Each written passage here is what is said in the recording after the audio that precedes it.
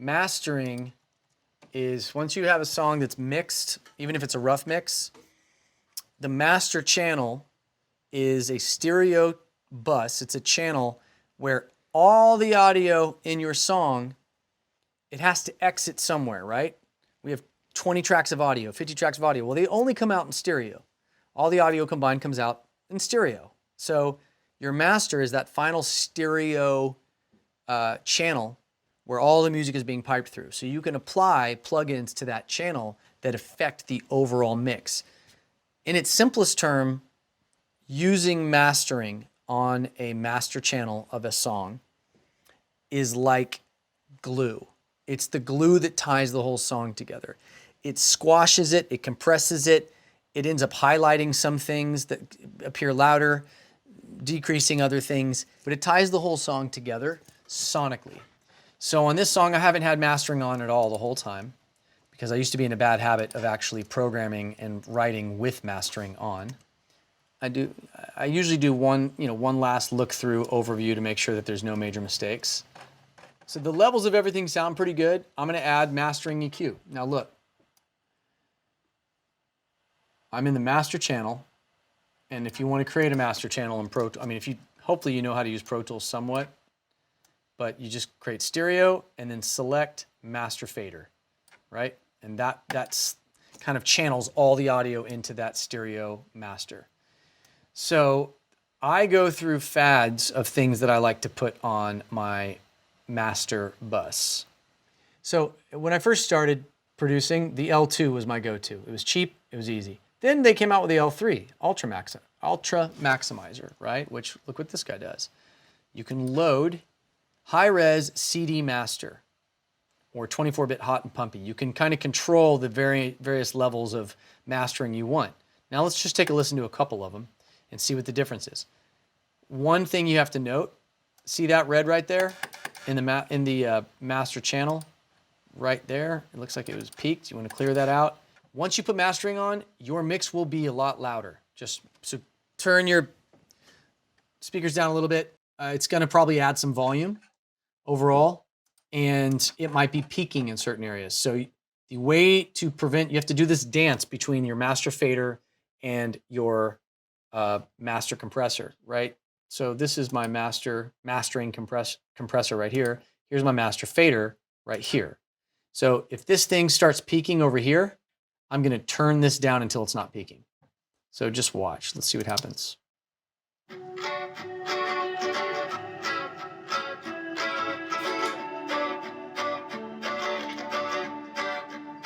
Had some nights anyone regret, wasted days trying to forget, chasing love that I could not get, and drinking away the lonely. Spin a bag just to waste my time, ain't a trouble that I could not find.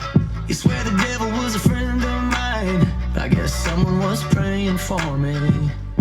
'Cause days like these, not much I need, I got someone to hold. Yeah. Now when I lay me down to sleep, I'm praying like a sinner that she waking up and ready to go. Yeah. I know there's a God, 'cause he let me in, and you put up with all the stupid things I do. Okay, so that looks good. That actually is like, that means that all the audio that I've assembled here is actually appropriately leveled. It's at the right volume. So that's the CD mastering thing that back when CDs meant anything, they created that master plugin, and it sounds good. That's a good one. Look, these are all different mastering plugins. Maximizer, maximizer, maximizer. Not all of this stuff is mastering compression, but a lot of it is, or a lot of it can be used. Here's another one. MasterDesk, UAD, MasterDesk, Classic. I mean, look, there's tiny little subtle differences between all these things. I don't know what half of them do that's different. But the one that I've been using most recently is this one. And if you just want to, if I was going to recommend anything, I'd say get the Ultra Maximizer 3, the L3 that I just showed you. And then I would say this guy, Maserati GRP. In any event, this is the mastering plugin for Maserati, this guy right here. Look at that. And you can put it on a channel and just compressed drums. Look at that. They've got all these different settings to save you all this time. Just drums, guitars. So it's compression or mastering for guitars, strings, keys. It's incredible. Background vocals. But I'm using it as a master. But you can use this to compress all kinds of things. And he's already pre-done all your settings for the master bus right here. Let's see how this sounds.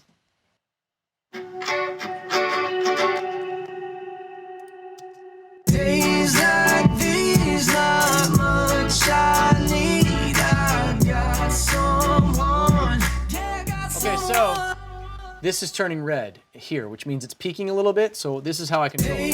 days like these, I'm going to turn down the fader. I need. I got someone. I don't mind the tiniest little bit of red, but I don't want a lot of red. I know there's a God, 'cause he let me do. And you put up with all the stupid things I do. Yeah, I've read the Bible. I think most of it is true. Okay, so there we are. And I'm going to do a bounce right now. And then what I'll typically do, which I do with everything, look, to be quite frank with you, most songs that I write and produce, it's like a several day process. Writing the song is a one day process, usually. Usually, especially if I'm writing with somebody else, I'm getting it done that day. That's 9 times out of 10. If I'm producing the track as well, it's a process. There's no benefit. There is no award handed out for fastest hit ever written. No one cares. That's like for some dumb braggy stuff that doesn't matter. Like, oh, I wrote that in 10 minutes. Like, good for you. I like to bounce a song. I put it in my car, or if I go for a jog, or if I'm on an airplane, that's when I listen to my rough mixes of my demos. I try to get them as close to sounding like they're ready to go to radio as possible at all times. And so I'll listen with the fresh, after anything after about 6 hours, 7 at the most, but I'd say more like 6, and some people would say 4 or 5. Anything after that magical 6-7 hour period, it's a law of diminished returns. So the ears get fatigued, your perspective gets dulled, your ability to make the right decision decreases a little bit. I've learned from my life personally, and from most writers that I know, we've had this conversation all the time. Like, what is your peak productivity? At what point do you just say, guys, let's go home, right? And for me, I can sit and do music 12 hours a day. But I'm at my best within about a 6-hour window. And anything after that, and I don't quite trust the decision I'm gonna make, because you're really draining your brain when you're being like full-time creative and you turn on that engine and you're coming up with ideas left and right. It's exhausting. I'm exhausted today, and I've just been like talking and doing music.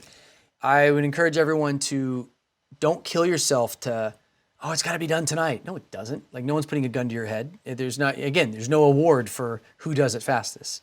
I actually would rather sign a songwriter who told me who plays me a hit and says they spent 3 weeks on it and they only played me one song, but it's a hit. I'd rather sign that writer than 3 writers that come to me with 5 songs that are all half-baked or just okay.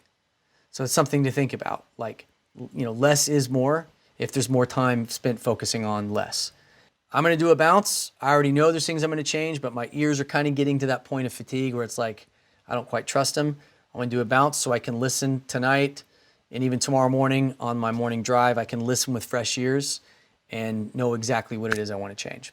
Here we go. I've got my mastering set. I've got the mix set up. I don't know how long this song's gonna be. We're about to find out. Here we go. I'm bouncing it as an MP3. I'm going to call it Saved by You. I like to date my mixes so I don't get them confused, September 25th, and make sure everybody knows it's rough.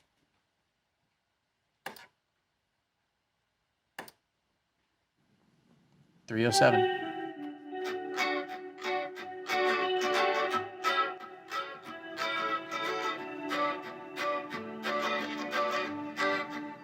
Had some nights anyone regret. Wasted days trying to forget. Chasing love that I could not get. drinking away the lonely. Spin a bag just to waste my time.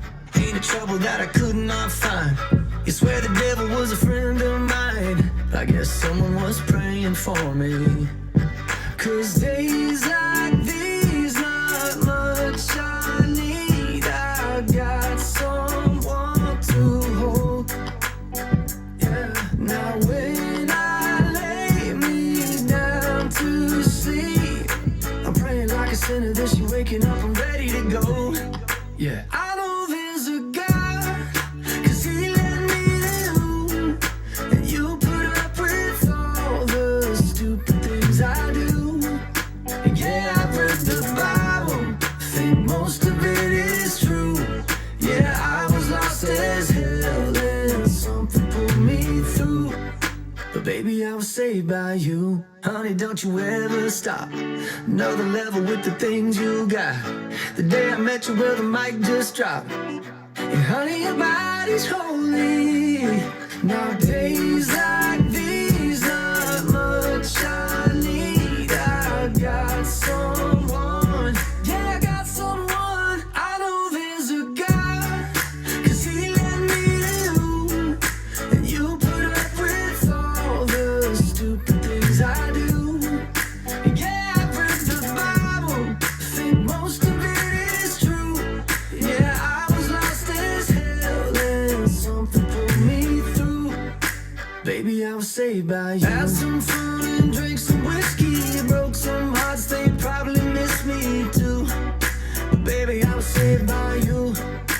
Baby, I was saved by you. Late night top down jobs that threw me. Did some things that should've killed me too. But baby, I was saved by you. Yeah, I know there's a God, yeah, 'cause he let me live. Let me live. You put up with all the stupid things I do. Yeah, I read the Bible, think most of it is true. Yeah, I was lost as hell and something pulled me through.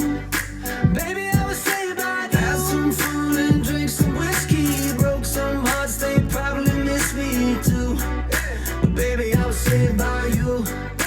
Baby, I was saved by you. Late night top down jobs that threw me. Did some things that should've killed me too. But baby, I was saved by you. Baby, I was saved by you. All right, there we have it.